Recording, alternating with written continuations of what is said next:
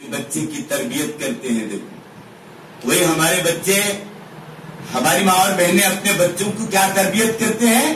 اللہ حفاظت فرمائے، اللہ حفاظت فرمائے. بچہ اگر سچ آ کے بولا تو بھی وہ ماں اس کو پلٹ کے جھوٹ بنا دیتی. اب وہ بچوں پر اس کا اثر نہیں تو کس پر ہوگا. تو بہرحال تو ان اشرفیوں کو بغل کے نیچے سیدھیے اور قافلے کے ساتھ اجازت کے ساتھ امی کے نکل گئے حضرت شیخ عبد القادر جیلانی بڑے پیر. یہ قافلہ اس زمانے کا ہے جس زمانے میں کوئی سائیکل موٹر نہیں تھی، کوئی کار نہیں تھی، ٹرین بس وغیرہ نہیں تھا، ہوائی جہازیں نہیں تھے، بلکہ اس دور میں یا تو پیدل چلنا ہوتا ہے یا تو سواریوں پر، گدھے گھوڑوں پر یا اونٹوں پر سوار کر کے ایک جگہ سے دوسری جگہ کو جانا تھا.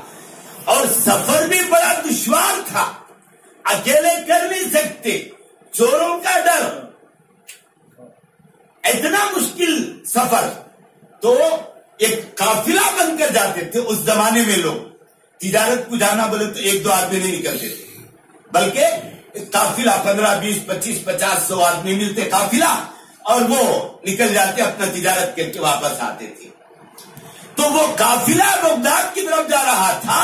حضرت شیخ عبد القادر جیلانی رحمت اللہ علیہ بھی اس قافلے کے ساتھ ہو جاتے ہیں. قافلہ آگے بڑھ گیا، ہمدان پہنچا. بعض روایتوں میں ہمدان سے آگے پہنچا تو اس قافلوں کو ڈاکوؤں نے گھیر لیا، چوروں نے گھیر لیا اور سب کے مالوں کو لوٹنا شروع کر دیے. ایک طرف حضرت شیخ عبد القادر جیلانی رحمہ اللہ علیہ بھی جو ہے کھڑے ہوئے تھے. ایک ڈاکو آیا اور کہا کہ بچے تیرے پاس کیا ہے؟ انہوں نے کہا کہ میرے پاس 40 اشرفیاں ہیں. اور وہ ڈاکو بچہ ہے، مذاق سے بولتا ہوگا، اس کا کوئی اثر اس پر نہیں ہوا اور چلے گئے آگے. دوسرا ڈاکو آیا، اس نے بھی پوچھا میاں تمہارے پاس کیا ہے؟ تو کہا کہ میرے پاس 40 اشرفیاں ہیں. یہ نے بھی مذاق سمجھا اور اس بچے کو یعنی پیرانے پیر کو چھوڑ کر چلا گیا. سارے لوگوں کے مال کو لوٹ لیا اور اپنا جو سردار تھا، اپنا جو آقا تھا، اپنا جو کمانڈر تھا، اس کے پاس پہنچے اور مال کو رکھ دیا. اس نے کہا، ان سے جا کر کہا کہ سب کا تو ہم نے مال لوٹ لیا ہے اور ایک بچہ ہے. اس سے پوچھا تو اس نے کہا کہ 40 اشرفیاں ہیں. نے سمجھا کہ وہ مذاق کر رہا ہے اس لیے چھوڑ دیے ہم اس کو. تو ڈاکوؤں کا جو سردار تھا اس نے کہا اس بچے کو میرے پاس بلا لاؤ اور یہ مال تم تقسیم کرو. اور ڈاکوؤں کو کہہ دیا کہ یہ مال لے کر جا کے تم تقسیم کرو. ایک قاصد کے ذریعے سے اس بچے کو یعنی حضرت عبد القادر جیلانی کو بلایا اور آپ تشریف لائے. تو ڈاکوؤں کا سردار کہنے لگا کہ میاں بچے بتاؤ تمہارے پاس کیا ہے؟ انہوں نے کہا کہ میرے پاس 40 اشرفیاں ہیں. سنیں کہاں ہے؟ کہا کہ گدڑی میں سیے ہوئے ہیں بغل کے نیچے. اٹھا کر بتا دیا. اور جب گدڑی کو الٹا کیا گیا اور دیکھا گیا، غور سے سنو ماں بہنوں، 40 اس کے اندر اشرفیاں سونے کی موجود تھی. حیران رہ گیا. ڈاکوؤں کا سردار، کمانڈر ڈاکوؤں کا جو کمانڈر تھا، ہاں سردار تھا، وہ حیران رہ گیا کہ ہماری عادت تو ہے چوری کی اور لوگ مال کو بچا لیتے ہیں، چھپا لیتے ہیں، یہ اس نے تو سب کچھ بتا دیا. اور پوچھا بچے تم کو معلوم ہے کہ ہم چور ہیں، ڈاکو ہیں اور ہمارا کام ہے ڈاکہ ڈالنا، ہمارا کام ہے چوری کرنا، لوگوں کے مال کو ضبط کر دینا، اور لوگ تو ہمیں دیکھ کر مال کو چھپا لیتے اور تم جو ہے بتا دیے، کیا بات ہے؟ تو حضرت عبد القادر جیلانی رحمت اللہ علیہ نے کہا سنو، ہماری ماں کی نصیحت ہے ماں کی وصیت ہے کہ جان جائے پر جھوٹ نہیں بولنا. میں اپنے ماں کے وعدے کو پورا کرتا ہوں.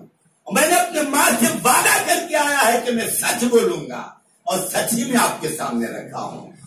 آپ کے ان الفاظ کا اثر اس ڈاکوؤں کے سردار پر پڑا اور ہم نے کتابوں میں پڑھا ڈاکوؤں کے سردار کے آنکھ سے آنسو جاری ہو گئے اور اس نے جو ہے توبہ تلافی کیا. حضرت شیخ عبد القادر جیلانی رحمہ اللہ علیہ کے ہاتھ پر توبہ کیا. اس ڈاکوؤں کے سردار کے عمل کو ڈاکوؤں کی ٹولی نے دیکھا تو فوراً آئے اور کہا کہ کیا بات ہے. کہا کہ میں اس بچے کی سچائی پر قربان ہوں.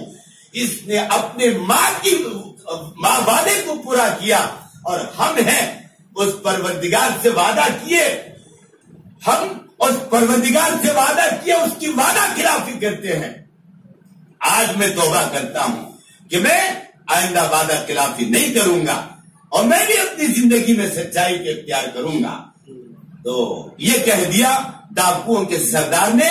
تو جو قافلے کے اور لوگ تھے ڈاکو ان سب نے توبہ کی اور اس وقت کے حضرت پیران پیر شیخ عبد القادر جیلانی رحمہ اللہ علیہ کے ہاتھ پر بیعت کیے, توبہ کیے.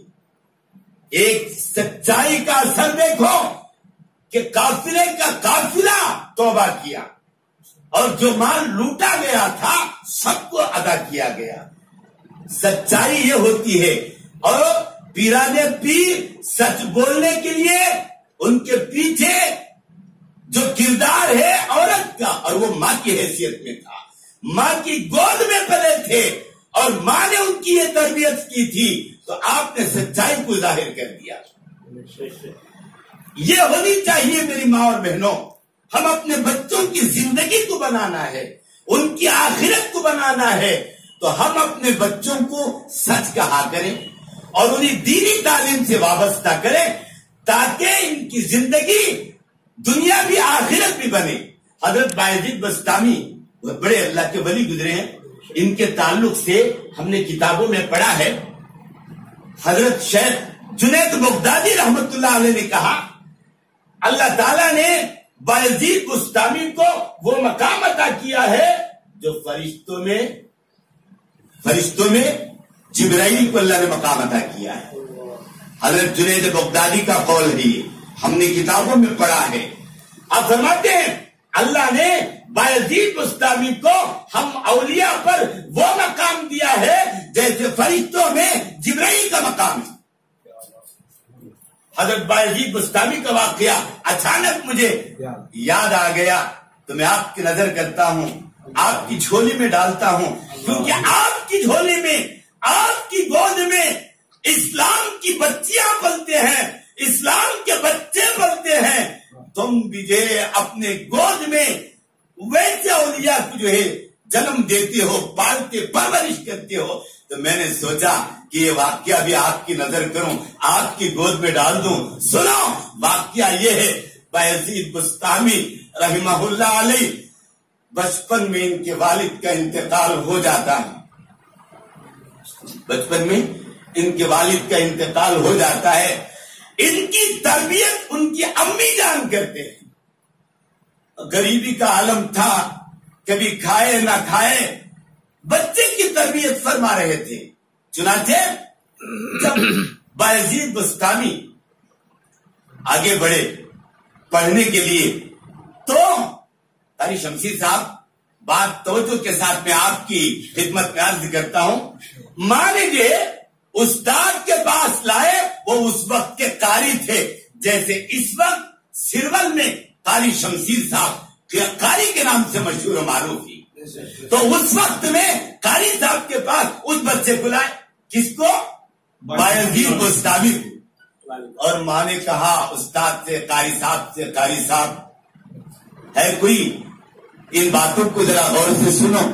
کبھی کسی موقع پر یہ قاری شمشیر کو بھی پوچھا ایسا کوئی ماں نے جو ابھی حضرت بایزید بستامی کی ماں نے قاری صاحب سے پوچھا تھا؟ کیا کہا تھا؟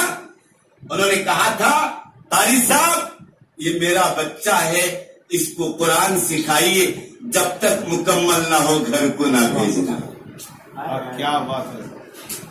جب تک میرے بچے کی تعلیم مکمل نہ ہو گھر کو نہ بھیجنا۔ تو قاری صاحب وعدہ تو کریے، ماں بہنوں آپ کی بچیاں بھی یہاں پڑھ رہے ہیں، کیا کبھی آپ نے قاری صاحب سے یا معلمہ جو مدرسے میں پڑھا رہے ہیں باجی سے کبھی ایسی بات کہے تھے کہ ہمارے بچوں کو گھر نہ بھیجو؟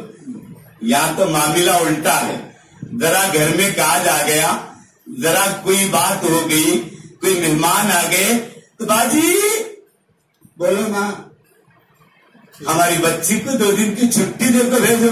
ان کی تعلیم کا کیا ہوتا ہے یہ دیکھتے نہیں۔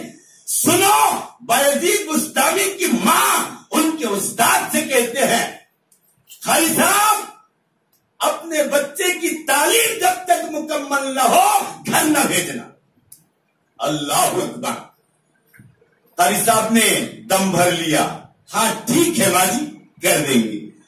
اب چھوڑ کر ماں چلے گئے گھر، اور ادھر بایزید بستامی قاری صاحب کے پاس پڑھ رہے ہیں۔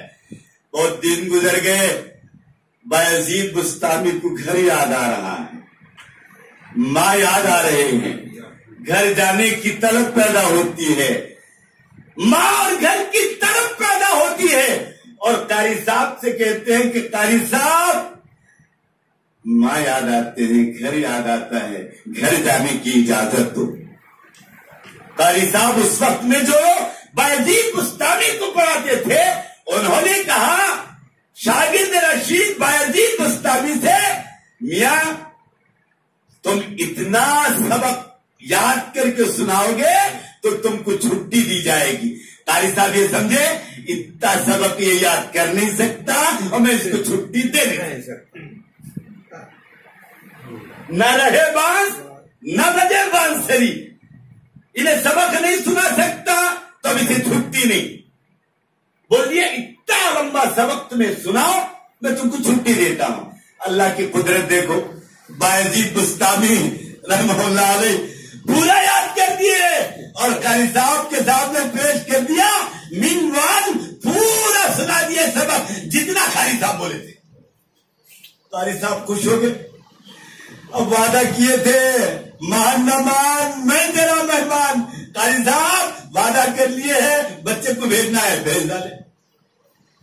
کسے؟ بایزید بستامی کو۔ اب بایزید بستامی قاری صاحب سے اجازت لے کر استاد سے اپنے گھر جا رہے ہیں۔ گھر پہنچے، دستک دیے گھر کا، اندر ماں موجود بایزید بستامی رحمت اللہ علیہ کی، اور اس وقت میں وضو فرما رہے تھے۔ دستک گھر کا بجا تو ماں سمجھ گئے کہ بیٹا آیا ہے، اب اس کیسے تربیت کرنا۔ وضو بناتے خیال کر لیے اور دروازے کے پاس آ کر کہا کون ہے؟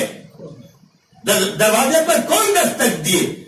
تو بایزید، آواز آئی بایزید۔ ماں نے کہا میرا بیٹا بھی تو بایزید ہے جو پڑھنے کے لیے گیا ہے، قرآن کی تعلیم حاصل کرنے کے لیے گیا ہے، تم کون بایزید ہو؟ میرا بیٹا بایزید تو ختم ہونے کے بعد آئے گا، تم کون ہو؟ یہ سننا تھا۔